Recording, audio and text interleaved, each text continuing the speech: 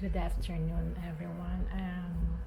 I'm just here to share my journey in the CME. So I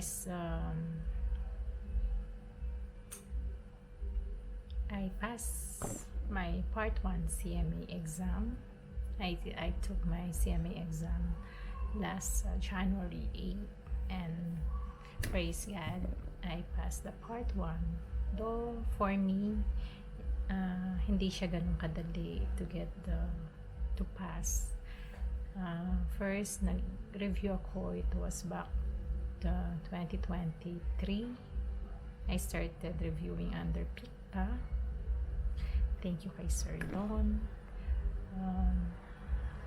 April 2023, I started my review. Nag-attend po ako sa kanila, and I paid their review fees and the materials with I have a colleague with me, Gerard Sipars, and the other class. Then I finished the review, but I didn't take the exam for the Part 1 because the window exam only takes May and June, then September, October. So I finished my review on May, and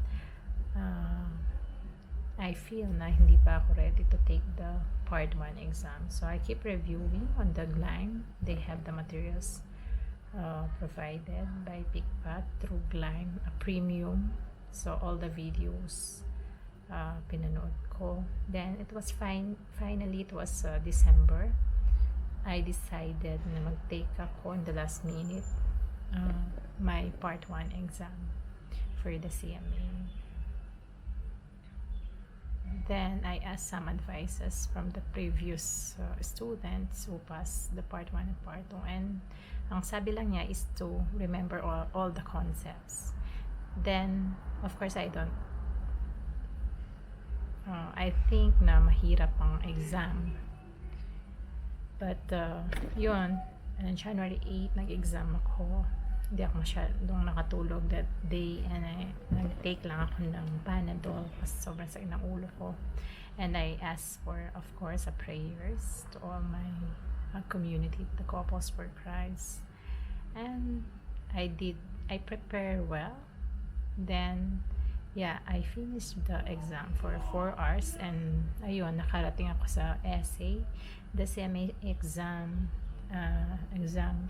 composed of multiple choice 100, and on the multiple choice you should answer 50% of it. If you pag hindi mo narating yung 50%, the essay question hindi siya mag-open.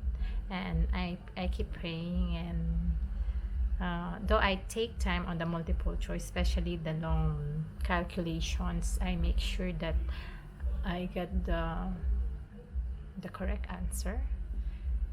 Then yun, when it turned to the essay, and praise God, nag-open po yung essay question, and I answer everything according to what I remember. So mahirap yung sa essay because I'm not an English speaker. Our first language, of course, is a Filipino, and I usually speak Kapampangan.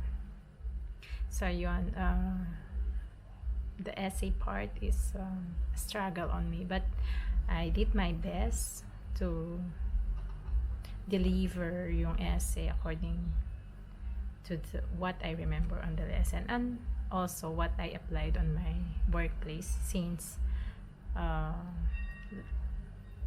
part ng mga question is what I doing right now sa work. So yun, and then it was April 2024 when I got the result, and though I didn't get the highest score, but I passed my Part 1 CMA exam. So now I'm reviewing for CMA Part 2. I started reviewing in the PICPA again because PICPA is really very helpful sa mga magre-review sa CMA exam. And I hope, though for me I'm already 42, if you can see, it's already, I mean, I didn't start earlier. I should start earlier preparing for all the certifications, but I think this is God's will. This is the time that I have the capacity to pay the fees, and at the same time while I'm working I have time to study. And of course, hindi lang puro studying ginagawa ko. I enjoy also. I attended some birthday parties while I'm reviewing on the week. I make sure nag-answer ako sa mga essay and multiple choice in Glide na makakatulong talaga sa inyo. I think most of the questions na lalabas sa exam ay nandun din sa mga materials review. So ayun, and wait for my part 2. So hopefully na makapasa ako and matapos na tong CMA. For me, it's a big struggle working at the same time and being mom, and of course I have a community as a leader in the other community I need to attend also. So yun, God bless you all, to all the parties, to all the reviewers who will take the CMA exam.